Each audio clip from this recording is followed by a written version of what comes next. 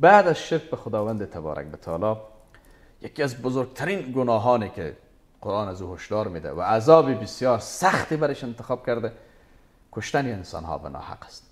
ولی متاسفانه در شرایط امروزی و تعبیری که بیشتر شما فرمودید مسلمان و غیر مسلمان، خب بگذار که حتی مسلمان خون برادر مسلمانش مباح میدانه، شمشیر کشیده بر علیه برادر مسلمانش، فتوای قتلش صادر میکنه، بر اختاندن خون برادر مسلمانش توش است، ده ها تلاش و به اصطلاح زمینه را مساعد میکنه تا خون یک کسی بریزه. مگر کم هستن از این افراد؟ همین لحظه که ما خودت با هم صحبت میکنیم اینجا نشستیم، کسایی است که تو ریختاندن خون ما هم توش نیست.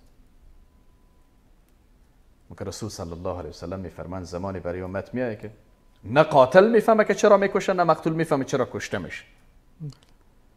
شاید روزی نباشه که هشدار ندن که اینطور میکنیم اونطور میکنیم، به کجا گریت کنیم، سرت میبریم، چنین و چنان میکنیم. مگر جرم ما جز از اینکه مردم برای الله تبارک و تعالی دعوت میکنیم دیگه چیزی است؟ اگر مال کسی را خوردیم بیایم ثابت بکنیم، جان کسی را بازی کردیم، خون کسی را ریختاندیم بیایم.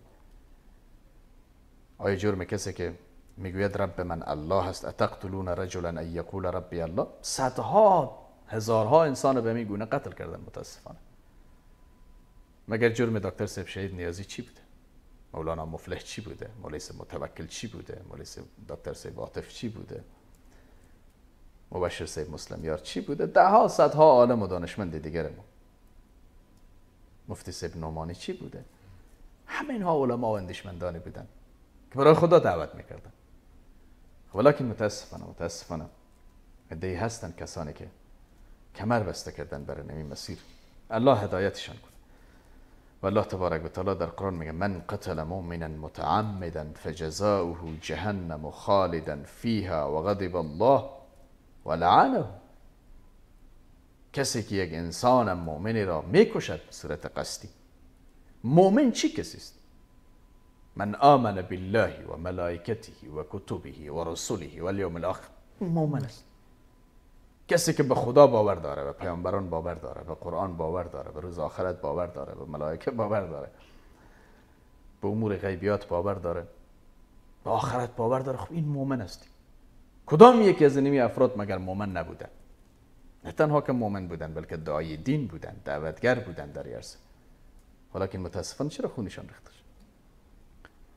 کسی که یک انسان را به ناحق قتل میکند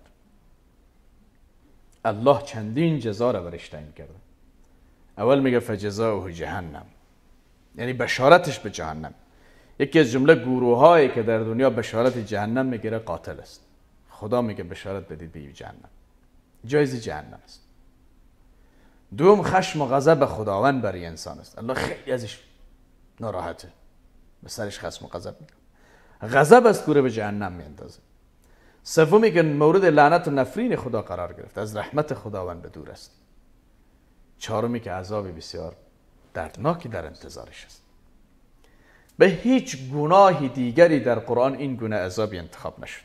برای شما آیات متعدد قرآن رو بخوانید، به هیچ گناهی دیگری این گونه عذاب مسلسل و مرتب ذکر نشد.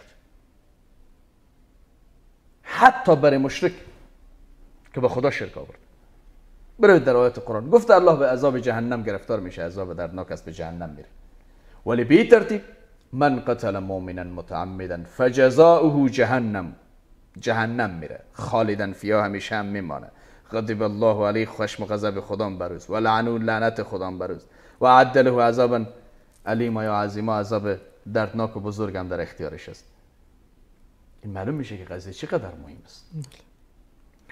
و الله تبارک و تعالی در آیت دیگری میفرماید کسی که یک نفس واحد، نفس نمیگم مؤمن، یک نفس واحد رو میکشه گویا کل انسانیت رو نابود کرد. و من احیاها فکأنما احیا الناس جمیعا. اگر سبب نجات یک انسان میشه، جان یک انسان در خطر است، شما سبب نجاتش میشه، او را از قتل نجات میدهید، وسیله تمدید حیاتش میشه. الله میگه گویا کلی انسانیت رو زنده نگاه کرد. یعنی آنقدر حیات یک انسان نزد رب العالمین ارزش داره. و یکی از مقاصد اساسی بنیادی اصلی شریعت اسلام چی است؟ حفاظت از جان انسان است. وقتی که مقاصد اصلی اسلام رو بخوانید، حفاظت از جان انسان است. و جان خب بگذار که آبرو به عزت یک انسان مسلمان هم همون قدر با ارزش است.